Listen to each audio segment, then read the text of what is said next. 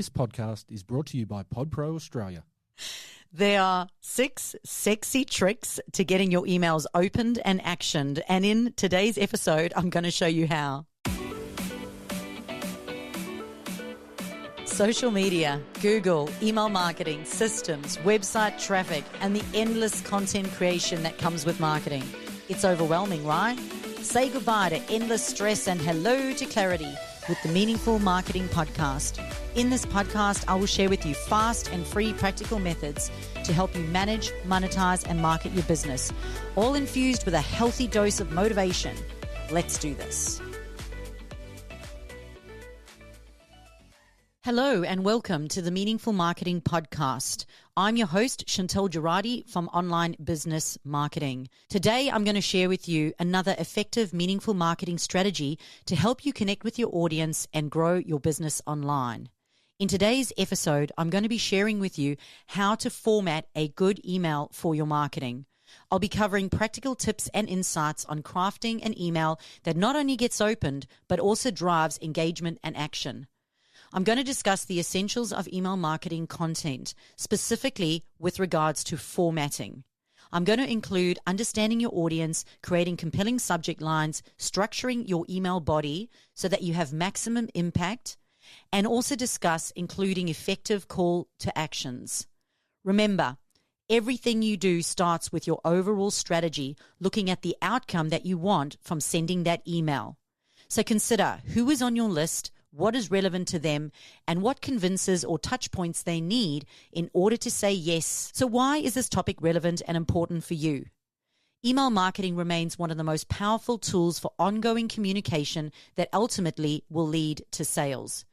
You do not own your audience on social media, so getting them off social media and into your email list gives you the opportunity to nurture, connect, and engage your audience so they become compelled to buy. However, this is only possible if your emails are well crafted and resonate with your audience. That's why understanding how to write good emails is crucial for any business looking to leverage email marketing effectively. Everyone always asks me, what do I need to know when writing an email? Today, I'm going to show you what. So first, let me share a story with you. A small business owner named Sarah ran an online boutique store selling handmade jewelry. Sarah had a growing email list, but she struggled with low open and click-through rates. She often sent out promotional emails, but they didn't seem to capture her audience's interest. Frustrated, she decided to revamp her marketing strategy. Sarah started by segmenting her email list based on her customers' purchase history and engagement levels. She crafted personalized subject lines that piqued curiosity and created a sense of urgency. Instead of bombarding her audience with product details, she focused on how her jewelry could enhance their lives, highlighted stories of customers who felt more confident and stylish wearing her pieces.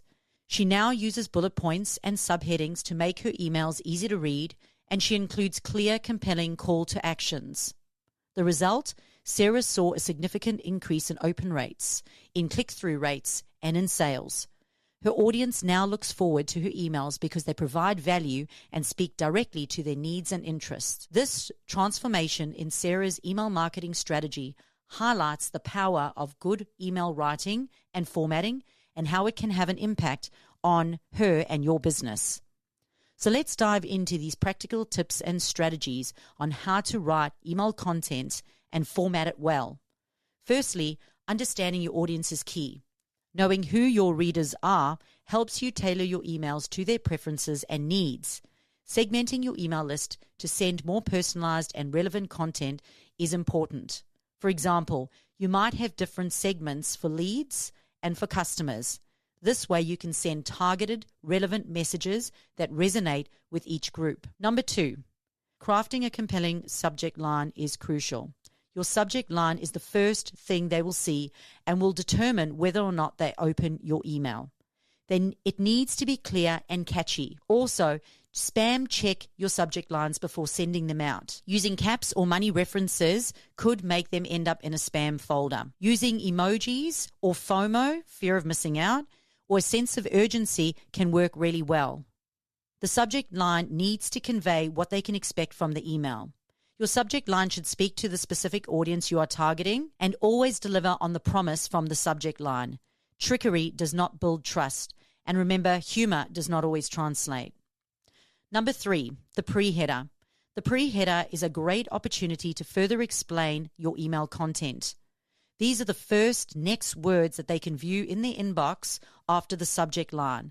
This also helps to compel them to open the email. Now, an absolute cheat for this is for you to go into your inbox and have a look at all the subject lines and pre-headers and take note of the ones that you're more likely to click on. This will give you some insight into choosing better subject line and pre-header text. Number 4, readers are becoming less and less more likely to read long-form content. Readers tend to skim read through. So it's important that the content inside your emails is skim readable. To help engage the readers, you can try some of these copywriting tactics. You could use capital letters to highlight certain words. You could use emojis, which I'll talk a little bit more on soon. You could use one-sentence paragraph, word extensions. For example, have you seen this? You could center the text. You could use headings and subheading. You could change the colors in the headings and subheadings. You could use consistent fonts, for example, a headline font and then a subheading font and then a font to write in. You could follow a logical structure so it's not too haphazard. Using dot points is really engaging. Using italics in the right space. Including paragraph breaks, the use of graphics, so for example, personal graphics, infographics, video or GIFs, using language that is conversational and personable, telling stories, using metaphors, keeping the paragraph short and only with one idea, and remember to always stay on point. Always consider, what is the point of this email? And then yes, stay on point. Always use the give, get mentality. And proofread and spell check before sending out. Another thing to include in emails would be statistics, before and afters, product showcases, and quotes. So number 5, let's talk about emojis. Emojis help your content be expressive and can actually help trigger emotions. They help to engage, differentiate, and stand out from other emails. Did you know that emails have a 56% higher open rate when using emojis, and yet only 2% of people are actually using them? So consider having brand-associated emojis and use only relevant ones. Be careful to not overuse them or use them incorrectly. Another fun fact, the poo emoji has the highest open rate. To grab attention, you could always use the emergency, fire siren, thumbs down, thumbs up, lightning bolt, or fire emojis, just as an example. Number 6, what most people forget to include, or they can overdo, is including a clear call to action. Your call to action should stand out and be easy to follow. Whether you want readers to click on a link, sign up for a webinar, or make a purchase, make sure your call to action is specific and actionable. Phrases like shop now, learn more, or join us are effective because they tell the reader exactly what to do next. You can use the call to action behind a button, or you can hyperlink words to get better click-throughs. Lastly, testing your emails is a step you shouldn't skip. Send a test email to yourself or a colleague to see how it looks on different devices. This helps you catch any formatting issues or errors you may have missed. Always check the mobile view too. Then, reviewing your insights from your emails is super important. In fact, this is probably one of the most neglected things. After you've sent an email, come back about 5 days later and have a look at your insights. Poor open rates could be the day, the time, or the subject line. Poor click-through rates could be poor content, relevancy, lack of convinces, lack of connection, or poor call to action. And there you have it. Some essential tips on how to write good emails. Remember, the key is to understand your audience, create compelling subject lines and openings, keep your content clear and engaging, and always including clear next step call to action. For more great insights on email marketing, download our guide on the website under free resources on the Online Business Marketing website. That's it. onlinebusinessmarketing.com.au under free resources, we have a download specifically for email marketing. Thank you for tuning into the Meaningful Marketing Podcast. If you enjoyed this episode, please subscribe, rate, and leave a review on your favorite podcast platform. And remember, in the world of marketing, it's not just about making a sale. It's about making a connection. Until next time, keep your marketing meaningful. Thanks for listening in. Meaningful marketing is all about you making your marketing meaningful. If you've enjoyed today's episode, please hit that subscribe button. But subscribing means that you won't miss out on future episodes all about marketing and motivation. Stay inspired, stay focused, and make your marketing meaningful.